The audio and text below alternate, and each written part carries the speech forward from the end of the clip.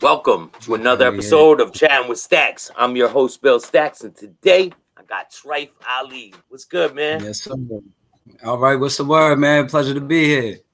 I'm just chilling, bro.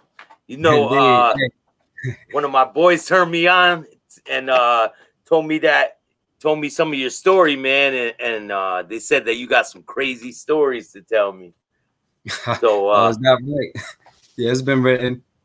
Yeah, man. So, you got a book and all that, and where can people find your book? People can find my book. Well, first of all, again, man, thank you for allowing me to be here on the show, and I love the background. I feel right at home. It's beautiful, man. It's a glorious sight. But anyway, the book is available on Amazon. It's on Amazon.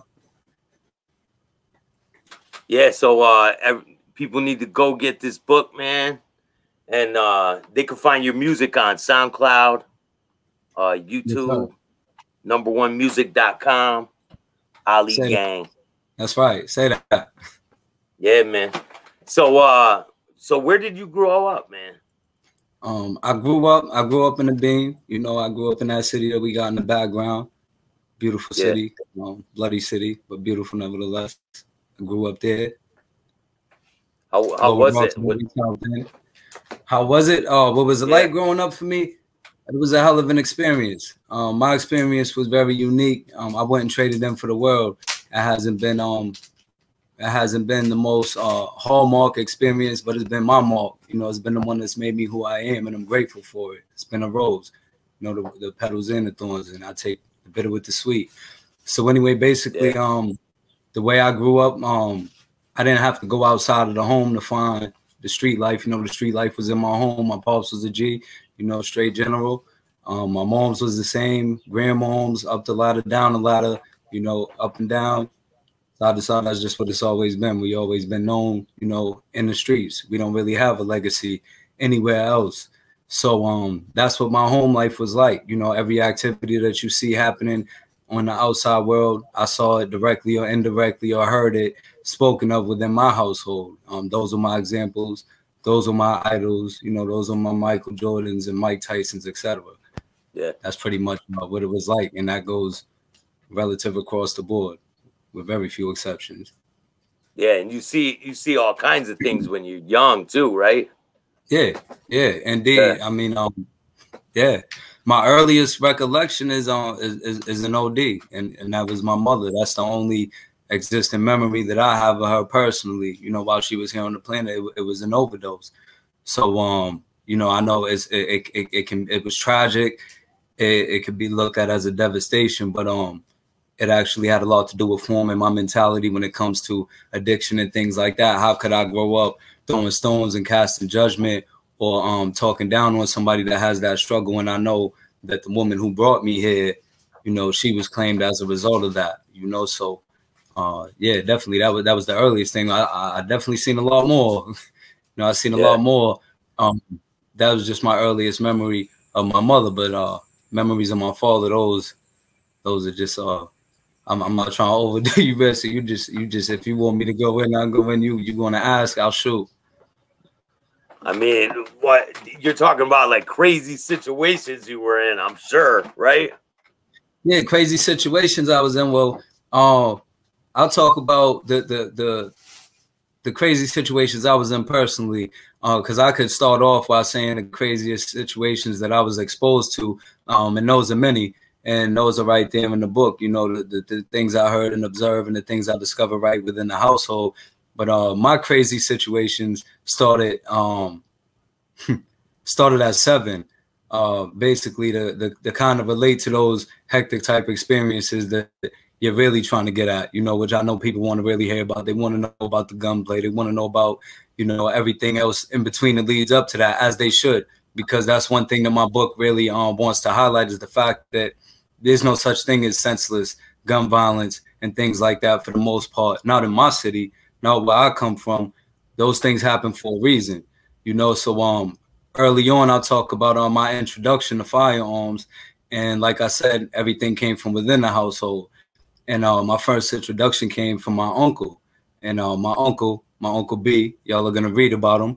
My Uncle B, he was like a savior to me, because at the time, I lived throughout my early years, I lived with a variety of relatives on both sides of my bloodline, mostly aunts, you know, but he was one of the limited male figures that I had. And whenever he would come through, I just finally felt like, cool, you know, somebody I could rock with. I don't got to hit my auntie, you know, on my back, down to me, feeding me all kind of poisons and things like that. This was just my release. You know, this is time to break free. So he slid through. You know, Neff, what's up? You want to slide with Unc? You want to take a ride in my Cutlass? I ain't know what the fuck a Cutlass was. I just wanted to take a ride, you know, get out of Dodge for a minute. So yeah, man. We took a ride. He made a couple rounds.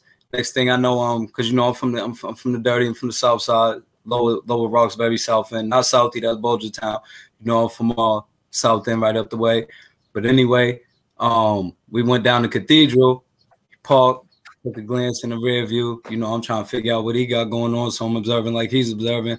Next thing I know, he reached down under the seat, so I'm still observing. And then next thing I know, I'm not even there. I'm just in a trance, and all I see is a pearl handle. I see a silver tone. It's a long pistol. And he just educated me on it. Basically, you know what that is? This ain't no video game shit. The duck hunt we do at home. You know, this is for real hunts. This for head hunts. This a 9. You wanna, you know, he let me.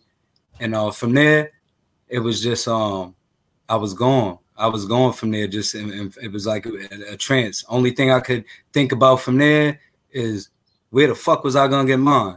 You know, that's all I wanted to know. And I know he wasn't gonna give me his, so I was just on a mission.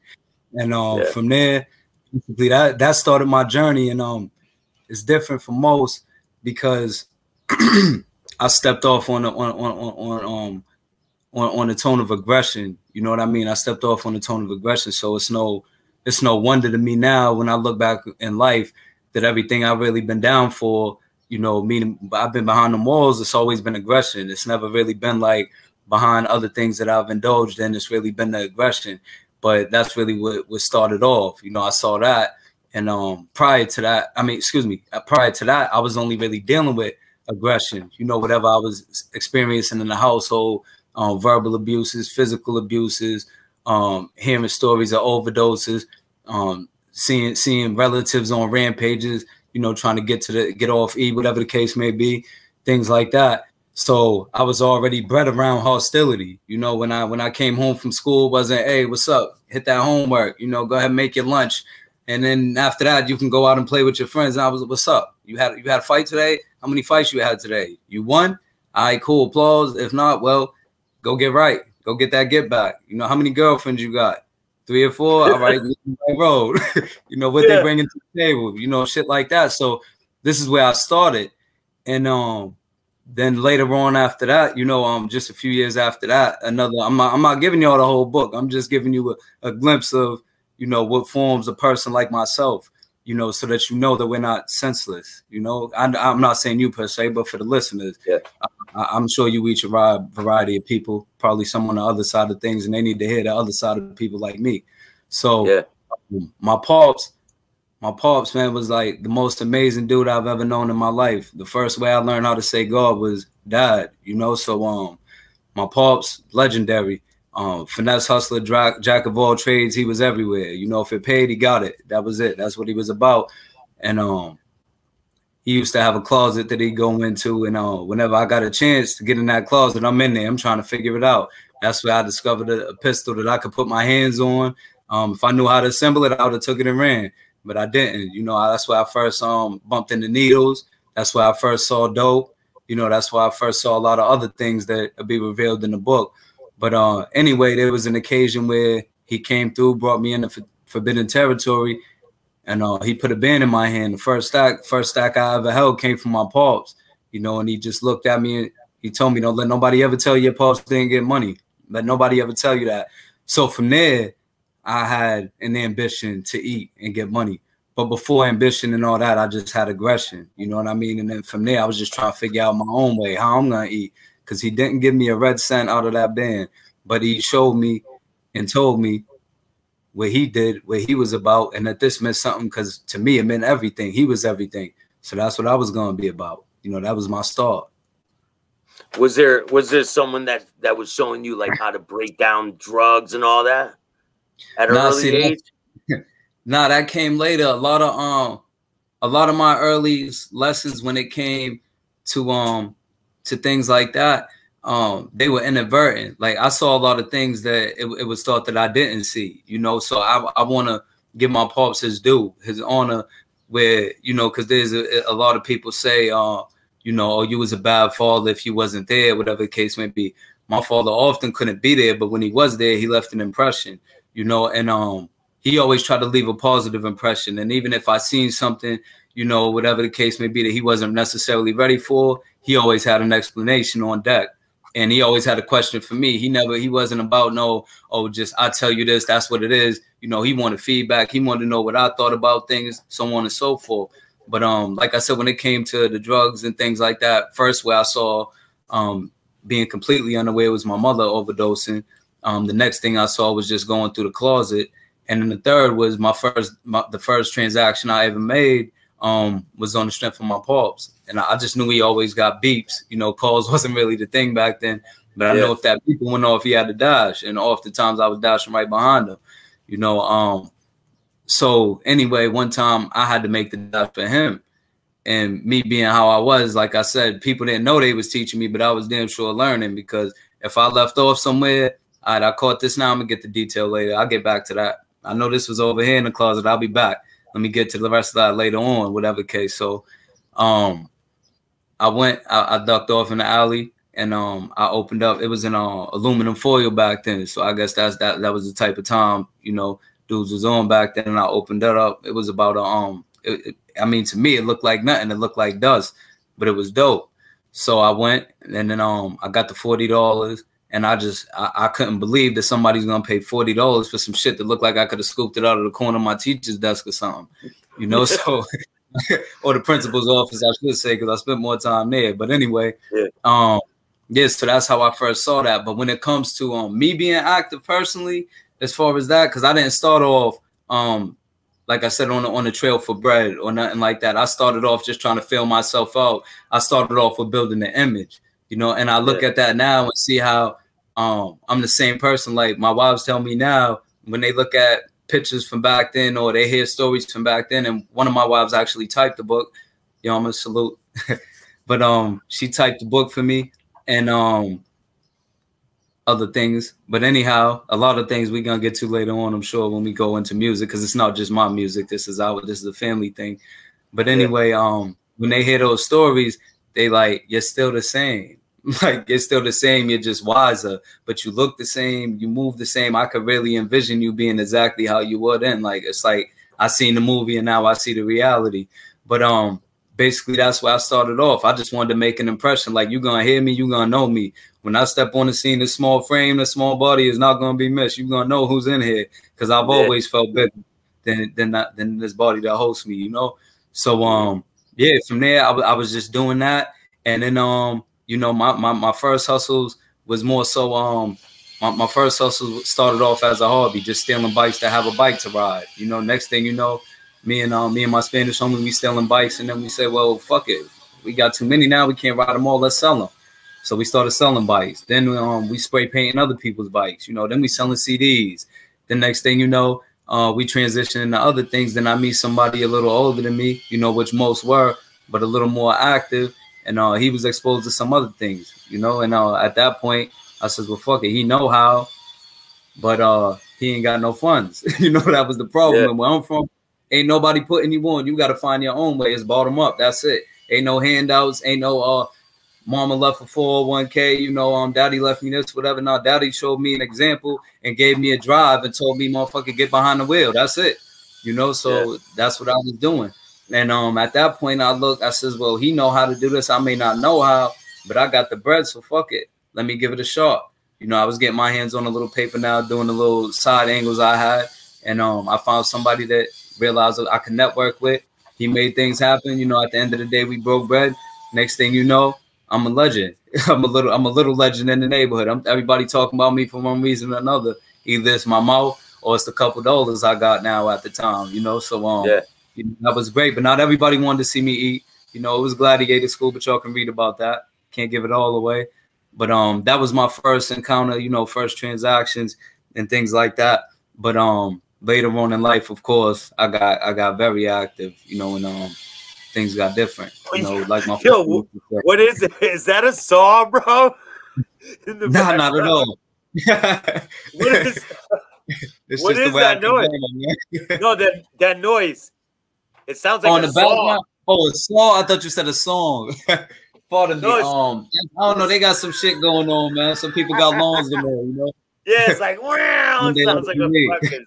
Sounds like you're cutting wood or some shit. Yeah, yeah. It's always something going on when you're speaking greatness. You know how that go. Yeah, man. Yeah. So maybe you can play some. Oh, there we go. Okay, they are.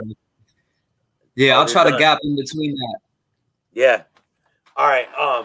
So what was there like a lot of gangs in the neighborhood where you grew up too?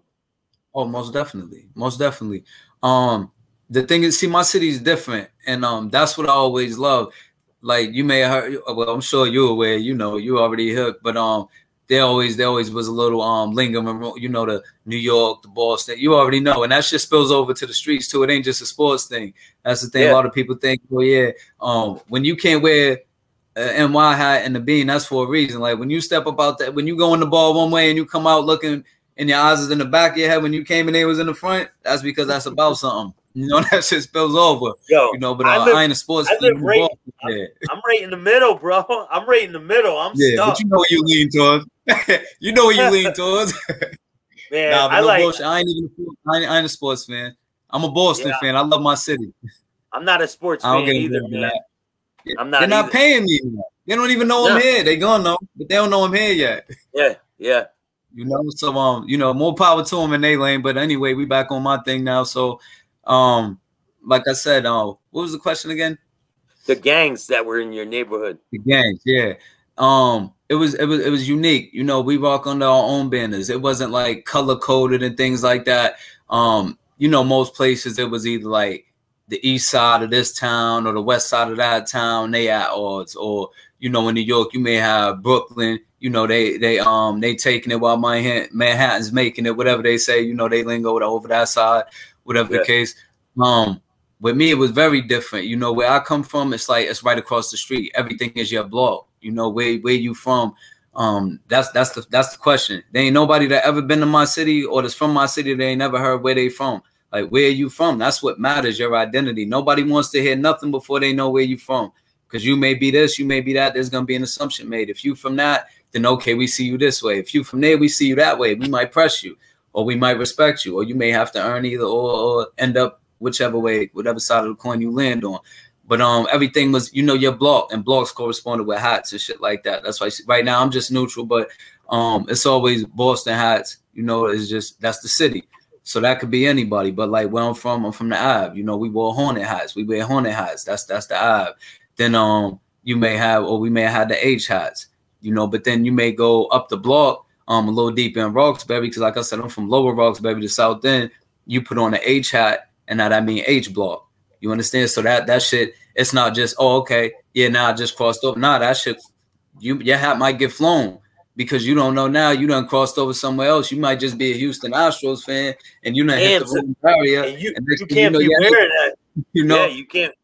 yeah. Matter of fact, oh man, y'all, we was just had a video shoot the other day, and I was OT, you know, because I got love for all of New England. I done touched a little bit of here and there. I ain't been to Vermont yet, but I'm looking forward to seeing what that's like. But anyway, I had a kid from OT in Central Falls in Rhode Island appearing in the video, and he wanted to dance. First thing he came through with the heat on, and those is my people. Or he had on. And those is my peoples. They cool, but I told him like, bro, all due respect, you got to remove that hat just because. You know, I don't want nobody thinking you somebody else, whatever the case may be, who may slide by, even though we out here, like people that's gonna view this from back home, they gonna, who the fuck is this nigga? He ain't gang, you know. So, you know, it was more so like that. But the intensity was it was serious. You know, it was I come from a city where a 5-minute journey could be a 30-minute journey, not because you joyriding and nobody was driving at the time, you know. So it could be the difference of, you know, there's a corner store right here, and, you know, we could get right there, but that's on the other side. You know, them kids may be in there. Next thing you know, you got to have a bang out. You know, nobody want to have a blowout just over, you know, a Dutch at the time or whatever the case may be, a pack of Newports or a stick of gum, because this is go back to young boy shit, you know. So Yeah, but I'm sure there was times that you were like, yeah, we're gonna go there anyway. Yeah, you goddamn right. You goddamn right. There was plenty of time, especially let me tell you about the fucking DRC, man. The DRC, Day Reporting Center. Everybody from my city, you was a DY kid, you already know. Day Reporting Center. You catch cases, serious cases you committed, you gotta go there. So it ain't no, yo, I'm from this side, you know, can I get a whatever? Some niggas took that route. If you a dog, you gonna stand like a dog. You gonna bark if it's time to bark. You gonna bite when it's time to bite, you know? So Roxbury DRC, that mean the whole Roxbury go to that DRC. You know, so on the way to Roxbury DRC, Roxbury DRC is right at Boston Medical Center. Give me a second, let me have a sip of water. Yeah, I'm gonna keep going. Yeah, so all the people have to go to that one spot. Doesn't matter where you're from in the city. Right. If you get in trouble, the court sends you there. Yeah, well, that's the thing. Yeah, it's the courts, and that's the fucked up. See, that's another point that I'm definitely highlighting in this book is like anybody in the justice reform, anybody that I don't give a fuck if you hostile towards somebody that committed a crime or if you passionate. If you feel some type of way about crime and shit like that and recidivism, and you wondering why, how is it that these same people keep getting to the same people and shooting the same people that they already done hit? It's because of shit like this. You understand? They don't give a fuck at the end of the day. Like, oh yeah, we want you to get out and stay out. So you're telling me that in order for you to supervise me, right? You have to supervise me first and foremost. Okay, cool. You got to supervise me. But in order for me to stay on the straight and narrow, you want me to walk down a fucking dead end? What the fuck are you telling me? What are you saying to me? So now I got to choose. This is my trip to the DRC. Statute of limitations up. I'm going to call it like it is. Right? Uncle B, you know what it is, right? And all the homies know what it is. You go to the DRC in a buddy system. Either that, or if you go dolo, you just stash your joint. You're not going there like that. Heads done been flipped already in front of the DRC, and nobody gives a fuck. It's going to be, whatever the case may be, 3-second clip on the news, and then, yeah, everybody be safe. And keep saying that prayer before you're mailing DY, you know that we all get out and never come back again. But you're making us go to a place where we got to choose, like, freedom or life. And then we go on the run. And then motherfucker go on the run. You ain't got nothing left to do but the same shit that you usually do. But at least you know every single day everybody's not going to know Monday through Friday. He's at that DLC. Go push the shit.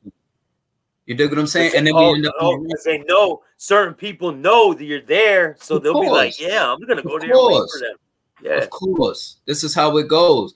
And then like, but this is the justice system. And now I'm an outlaw because I say I'm not going there because I kind of rather go home and you know, well, at that time see my daughter. You know what I'm saying? I kind of rather make it home and see my grandmoms or my pops, whatever the case, whatever the fuck I want to do, I want to live.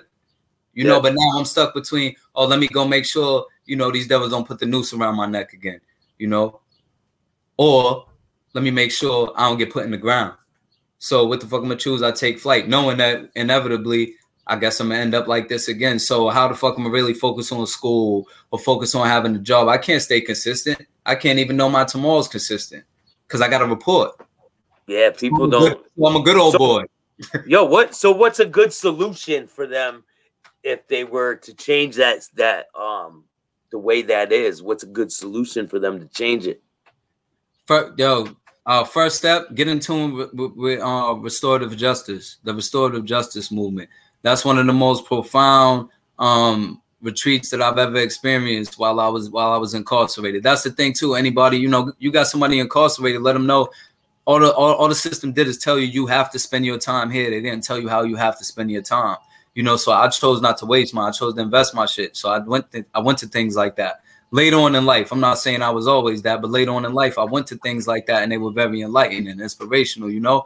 And restorative justice is all about justice that restores. Like, if somebody come and take something that belongs to me or one of my wives or my children or something like that, I don't want the system to now go in, like say a young boy down the street, and he did that. And now they contact me. We just caught this dude stealing the thing. We locked him up. We want you to testify.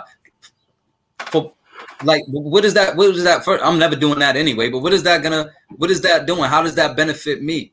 Right? How do you even know? You didn't even ask me, yo, how do you feel about this situation? Somebody just stole from you. This was a crime done to me.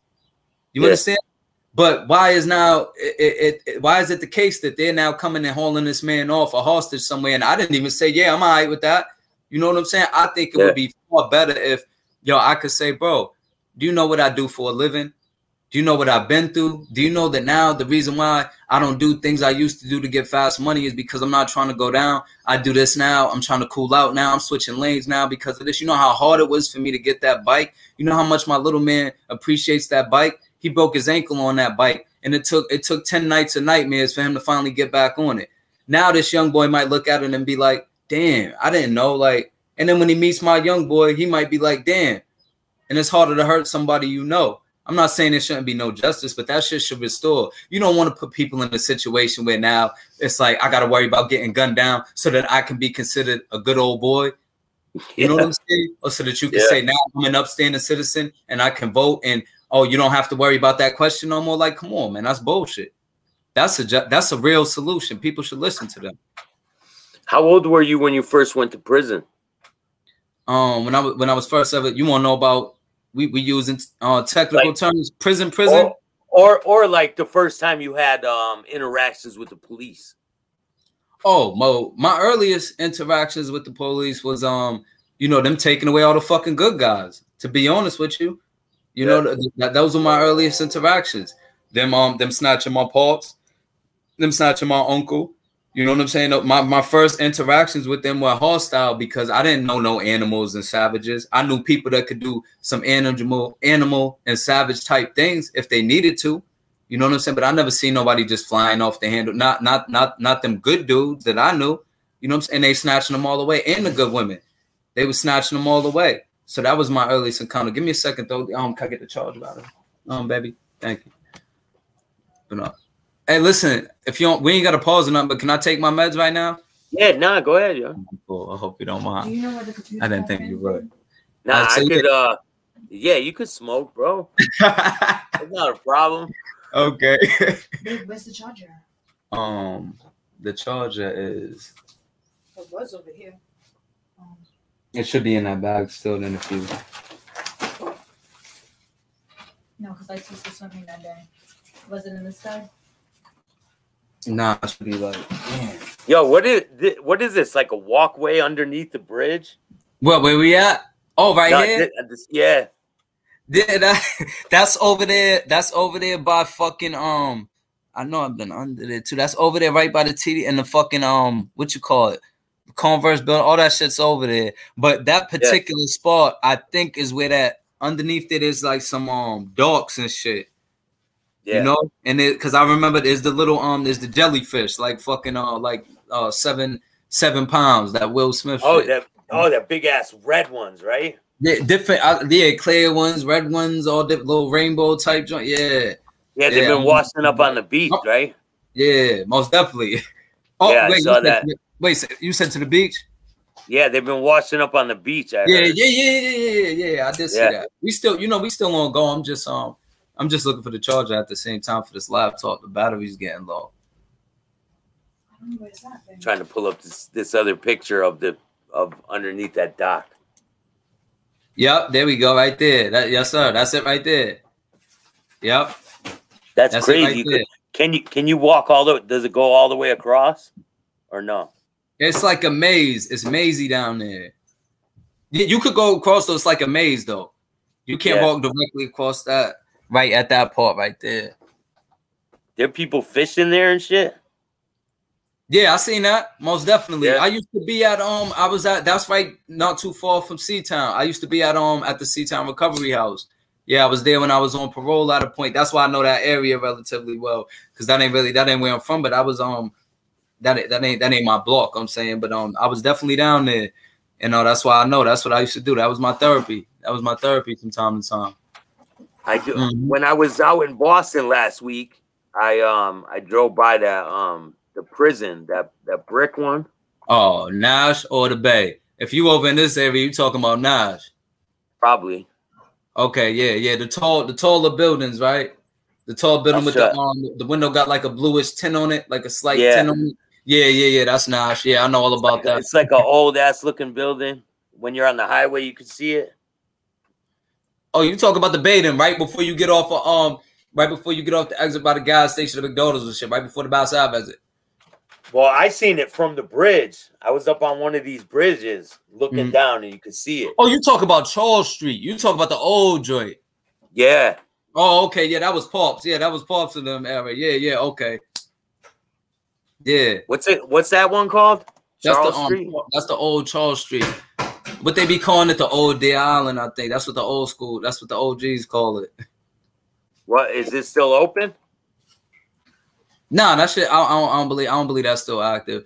I don't believe so. It may be something else. I'm not sure if the building's still functioning or if they're using it, you know, for something else. But I know they definitely ain't holding brothers hostage there no more. It says Hotel Charles Street Jail. It's a hotel now? Oh, well, now we have it. That's break it, yeah. I don't know where the charger is. That's justification for you. Look, I got it right here. So I wouldn't stay in that hotel. I'm not paying to stay in a prison. Fuck no. I pay to get the fuck out, but I ain't never paying to do it. Yeah. I pay my last red cent. I pay my last red cent. Yeah, look at that shit. Oh, get the fuck out of here. See, that's all that time brought in, man. That's crazy. That's crazy. They got real old pictures of it. Shit, I'll pay anything but my fucking soul to get the fuck out, but I would not spend a red cent to stay in that bitch. No, me either. What's up, baby? I don't know where the charger. The charger. All right, cool. The battery. It's cool because we'll switch over to the phone. Or we could just pick it up another time. It's in the truck. All right, don't worry about it. She got me. No, look at this old one, bro. That's the same building. Oh shit! Ain't that a bitch?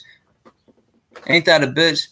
And the audacity in the motherfuckers. The audacity in the motherfuckers to charge somebody to stay there knowing what it was. They got a disclaimer on that bitch? I don't know. They better have a disclaimer. That's insane. Right? That's crazy.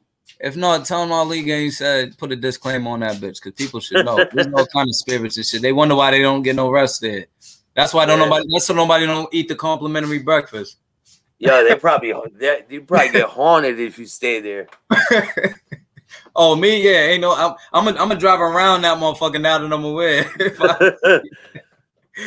So, what was it like your first time getting locked up? What was your first time getting locked up? What was it for? My first time getting locked up was for armed robbery. Armed robbery, possession of firearm that they never found. Praise God for these things, as my other baby said. But anyway, yeah, you know. But yeah, for armed robbery. Yeah, well, that's a story in and of itself. You know, like I said, I stepped off the porch really like aggressive. And when you read the book, you're gonna know the details of why I got so aggressive, and I had to be. But anyway, I started off jacking. You know, I definitely got crazy with jacking. And as you can see, I'm small now. I'm still, you know, in a small frame relatively, you know, but I'm a big man still, you know, big man in a small body, all that. But anyway, me too, man. I'm short, bro. Yeah, say that. I see. You already know. You already know. I'm 5'4", man. Yeah. Okay. You already know. People think I'm like 6 feet tall because I'm on video and shit. Talk about it. Yeah. I'm 5'5". I'm 5'5". They be thinking I'm 10 feet tall because of stories, but hey, I don't know what to say about that. It is what it is. You know, but what you call it? So yeah, basically I started off jacking, you know, early on, and that shit was it was always a group venture because I was too small. I needed, you know, allies, or else it was just nobody would take me seriously. My heart always outweighed my frame. You know, that's just what it's always been, even later on in life. Being sharp, being handicapped, all that other shit. My mind's ahead of my body, my heart's ahead of my body, all that. So I'm ready to go. And then whatever the case may be after, that is what it is. But you know, if I went on the Lone Ranger, I would have been trapped up a long time ago. But anyway, that's what it was. You know, you know how in the burbs and things like that, you know, they get bored or they go skating or whatever. We got bored, we go catch a stain. That's what we do. You know, so one of those nights we caught a stain, and you know, one thing led to another, then turned out for the better, and I ended up in the can, you know. But it wasn't. I can say it wasn't. They make it easy, man. They made it easy because the can was like, it was like the street, except for, you know, you behind walls. You definitely, you know, for the most part, you can't. I mean, I can speak freely. I'm sure I have been, so you can't get no pussy for the most part, you know. But pretty much everything else that was there. Not that didn't happen either, because that even happened somewhat, you know. But the the traumatic experiences, you know, behind that would start right from the gate. You know, just that feeling of restriction, knowing like, damn, you know, and just taking that look. Everybody that been there know, you know, that last ride you take down your block, and you know you slump down and leaning over to the side to try to accommodate yourself from behind and shit.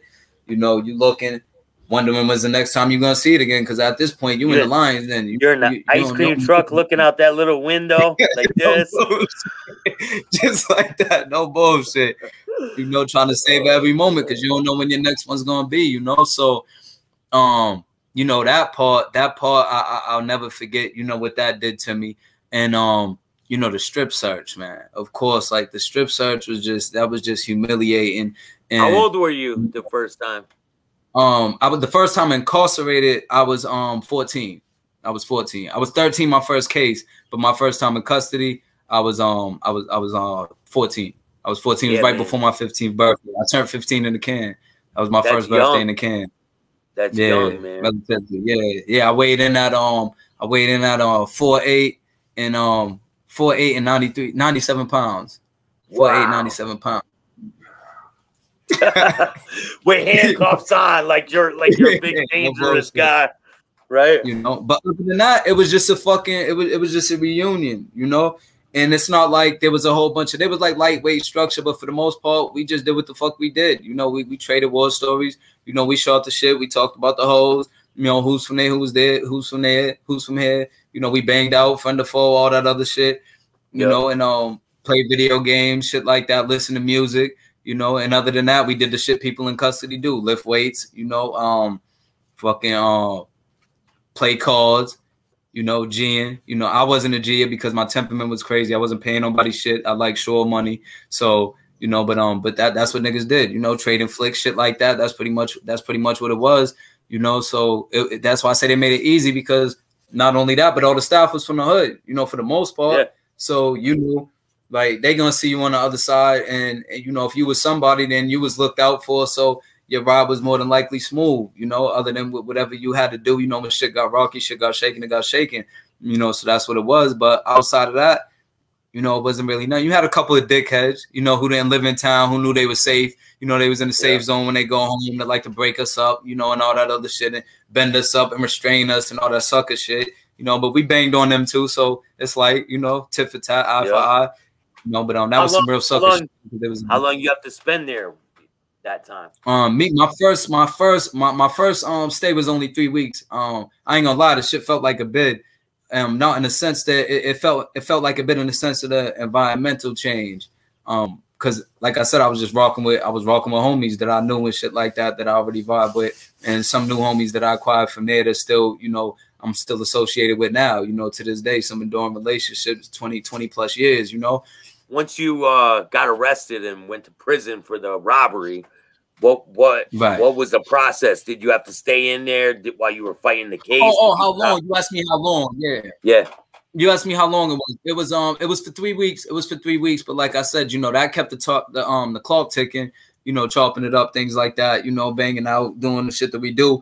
That all kept the time, you know, moving fast. But when I got home, you know, that's what had the illest impact. Like I remember waiting for the, you know, just the door to opening the door for myself, kind of fucked my head up a little bit, you know, and shit like that. Not to mention I got out on a bracelet. So the first time that I ever went in cuffs, I didn't just get here you go. You know, I used to get brought home by the police, but they didn't used to cuff me and shit like that, because that's back when I was 9, 10 years old.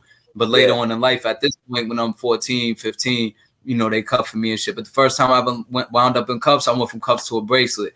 So it started off intense. My bail was 20 bands, 25 bands, I believe it was my first bail. And nobody had that. You know what I'm saying, you think I would be out jacking if you know, so that being the case, you know, I was on a bracelet. So like shit was always, and that's been the story of my life though. I never got slaps on the wrist. I didn't really catch breaks. You know, my shit was always intense. If the heat's on, it's all the way on. You know, it's all the way on. But I ain't never been consumed, you know, like the Phoenix. So it is what it is. Yeah, that's what did you eventually get caught with a firearm? Oh yeah, because I've been caught with a sawed-off shotgun doing a home invasion when I was 16. I was 16, and You I look like ended you up did going. that shit, man. I did You look do like it, you did man. that shit. I see it in your did eyes. it. Yeah, I did it. I've been It's cool. It convicted, is what bro. it is, man. I've been Yeah, convicted. you paid your debt. Yeah, Where's my I had wallet? to. I had to spend 2.5 years in prison over it. God damn. Yeah. Yeah, Oh but yeah, damn. I didn't even know. that's not even that long, man. For that, I'm just thankful that that's all I got. Nah. How old was you? I was 16. Oh yeah, So you got lucky. Yeah, especially yeah. yeah. And you know they used to play them funny games, bounding you over, and you from. So I don't even know the law structure out there all like that. So I had a stolen car case that I was going to court for when I caught this armed robbery and the home invasion case. So they put them both together. I wasn't a felon yet because I haven't got convicted of the stolen car. So they put them together. They convicted me of a whole bunch of crimes, and I went to prison. And I had a fucked up time there, man. Because I used to run with a street gang, and I ended up getting out of the gang before I went to prison.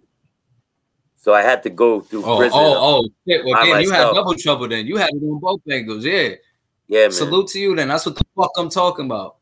That's what the fuck I'm talking about. That's how it's supposed to be. I'm trying to show these, strong. I'm trying to show these kids out here that they don't have to join the gang. They don't have to go to prison like we did. Of course not. Of course not. Of course not. And that's the fucked up thing about them making it so easy when we was younger. And I know they meant well, right? Because they trying to look out and shit. Oh yeah, that's young boy. That's that's so-and-so son nephew. But at the end of the day, that shit wound us all up in prison, and that was a whole different fucking ball game. We're not talking about a few weeks, a few months, snack time, wear your own shit. No, we talking about if the guns are not the door, it's still war, and whoever the fuck you lose, whoever dies while you're here, whoever don't send you shit, that's on you. Fuck it. Whatever kids don't know you when they grow up and hate you later, fuck it. That's on you. When a motherfucker tells you when to shit, shower, eat, what to eat, all that shit, fuck it. It don't matter. And when you learn your lesson early, but your bit is still long and you gotta be there like, you know, you in some shoes that's too small for you and shit, fuck you. It doesn't matter. You understand what I'm saying? So hell yeah. If you can get away from that shit. And at the end of the day, right, it's all about identity. Like your sound went out. Are we good? How the fuck did that happen? Yeah. My fault, bro. That was a fucking liar. He didn't want to hear the ghost.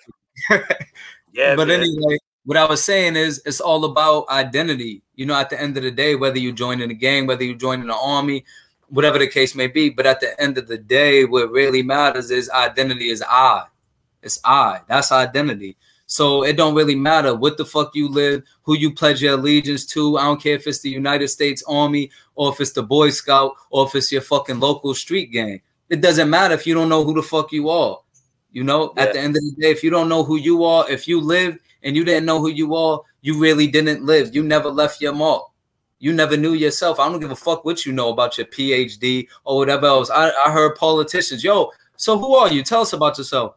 Oh, well, I went to Yale and I used to work here. No, I said, who are you? Not where you work.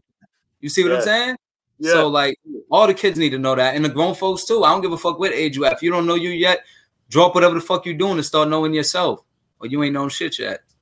Yeah, man. Like, people can get involved with doing music, doing videos. They can do it different. They don't need to sell drugs. They don't need to be out robbing people. They need to take care of their family and get a real job, man. Indeed. That's their outlet. I mean, I know because I'm plugged into all of them now. This is why music is not just a hobby, but music is not a labor for me. It's not, I go put in work, but I'm not working. This shit is working for me. I go, when I do music, you know, me and my wives, we go over there, we venting, we letting out, this is experience. I'm talking about shit that otherwise I might be shooting out about. You understand? Shit that I might be shooting up about. Because I'm not above nobody. You never know what the fuck. Anything can happen to anybody. You know? Yeah. As opposed to that shit, or as opposed to sitting in the cell counting down calendars. I remember every day, my worst day out here is better than my best day in there. And I'm just too versatile. Like, why am I gonna limit myself to that? You know what I use now, bro? You know what I do? I use the same exact fucking skill set. Everything I did out there, I do now with this music, with this book, with these clothes, all those things. Yeah. Same skill set. I never, if I couldn't find a plug, oh, I ain't trapping no more. Fuck it. I ain't find a strap. Oh, I ain't fuck it. I guess I'm gonna just get my shit blown off. Nah, I did everything into my fucking power until I found one. Yeah. By hook or crook, you know, like the old school nigga said.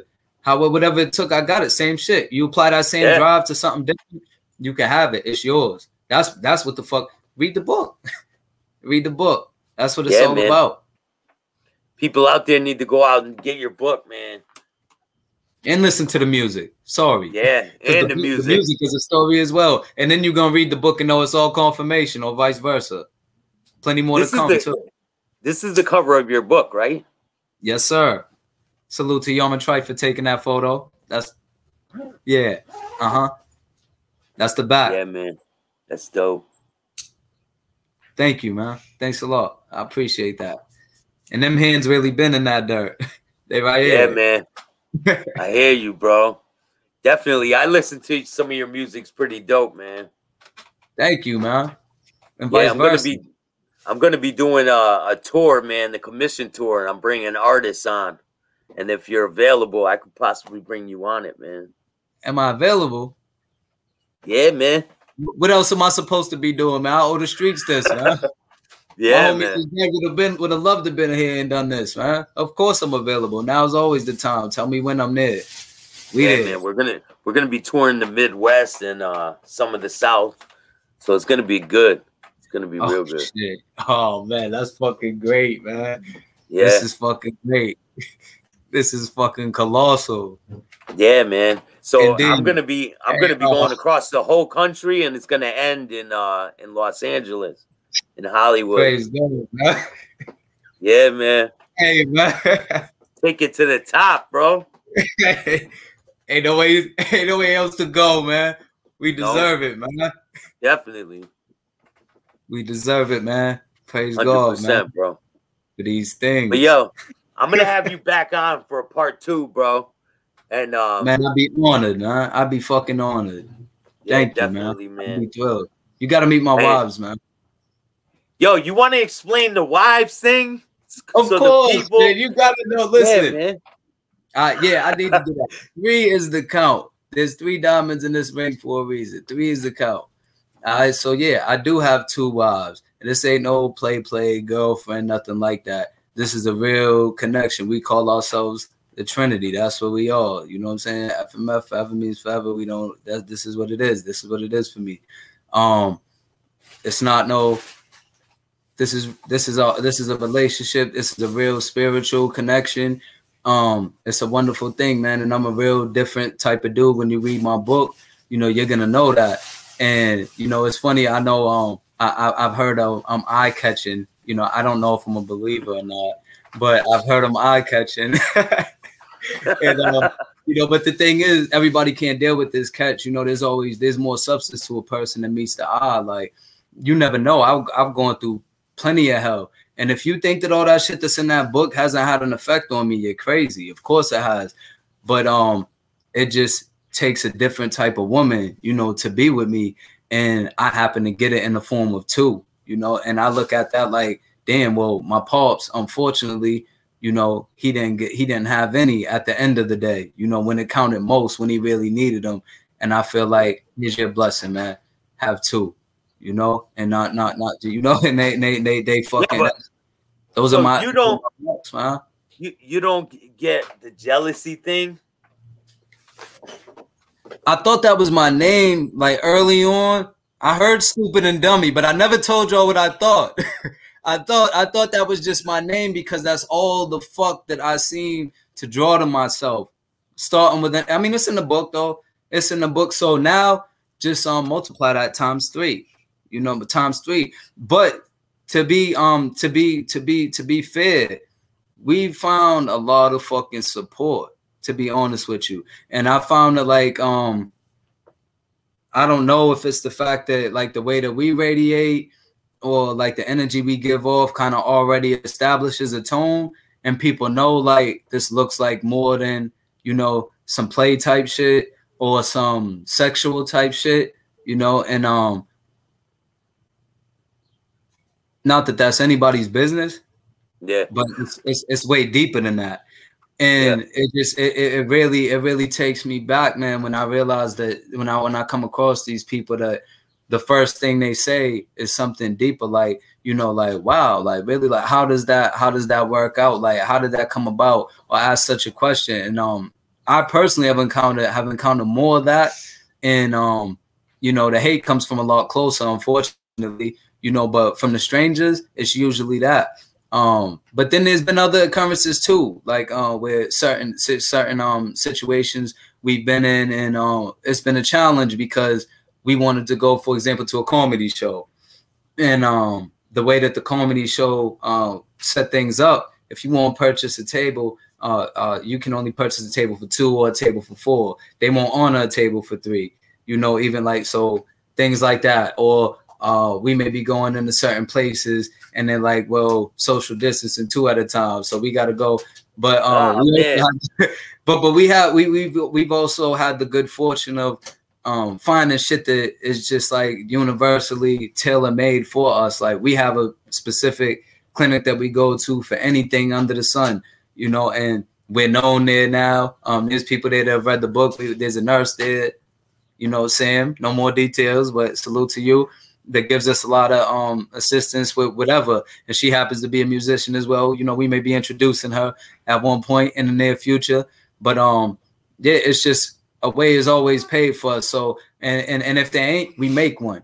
You know, and that's just all it is. And it's not even by force. It's just by fuck it. If this don't work out, we're gonna continue to be us, because I can't tell you how many establishments we walk out of. You know, we respect ourselves. Fuck the dollar. We respect ourselves too much to sit here and be looked at, glared at, and all that other shit. You know, we'll go eat somewhere else. But when we find somewhere else and they treat us right, then we stay there. You know, loyalty is everything. You know what I'm saying? Are you legally married to both of them? Yeah, the thing is that we share the same last name. We all legally, so paperwork, yes, legally. But the thing is that we're married under our religious purpose. However, and we're not religious, under our spiritual purpose. I'm a 5%er. So under our spiritual purpose. However, and the paperwork is in order. But we are actually planning a movement. We've been discussing some things with some people from the LGBTQ community, and salute to them because they've been very supportive. There's some people that we've received several invitations for podcasts and things like that, even a radio show. 2 radio shows actually. So we're actually trying to get some laws to change, because right now it's like changes. It's like, what was yesterday, Paul's birthday? Changes. Yeah. You know, that's what it's about. And people are ready to hear about the different. You know what I'm saying? Because at the end of the day, put it like this. You've been to a dispensary yet in Massachusetts? Yeah. What you mostly see there? Be real. All white people. You think they just started smoking? Fuck no, they've been smoking. Now it's cool. Now it's legal. Yeah. So there's other people like us. You understand what I mean? And they can reach out to us. They friend us on Facebook. You know what I'm saying? Mr. Trife, you know, friend us on Facebook. Listen to the music. Listen to different type. Listen to, you know, see what we talking about and see why we rock different. You understand what I'm saying? But this is I kind of let the rabbit out the hat a little bit early, but we spearheading the movement so that a legal if a gay marriage can be honored as it should, why can't a polygamous marriage be honored as it should, and not just, okay, we understand that's your religion, so we'll allow your names to be this. However, so you know, fuck it, y'all know now. So stay in tune. Things are gonna be. The world's changing now, though, with everything. I think the world's changing, and it's getting more acceptable for different things. Right. True indeed. Yeah. I give it that. I will give it that. True indeed. And I don't even got one wife, man. I don't even got a girlfriend, bro. Hey, listen, I didn't check this out. There was a time that I didn't. You know, but I needed that time to become who I am, to be ready for them. The worst thing in the world would be for me to have gotten them prematurely and fucked everything up. Now I know FMF. That's it. We ain't going nowhere. This is who I'm rocking with. That's who's on my neck. We ain't going nowhere. Like, this is it. Yeah. So don't worry about it. You allowed to do, man. When you great, I think I found my one. Oh shit! I'm just keeping it on the low, man. You okay, know? Cool. As you should. Yeah, man. Yeah, keep it. You see, you ain't seen mine yet, right? But they will. Yeah, but cool. Yeah. But nah, I understand. I can. Yeah, man. Congratulations. I'm definitely gonna have you on for a part 2, man. And you guys make sure you go check out his music and read his book. I'll leave a link in the description below. And make sure you hit the like, subscribe, and notification bell so you could get my videos every time they drop, man. Until next time.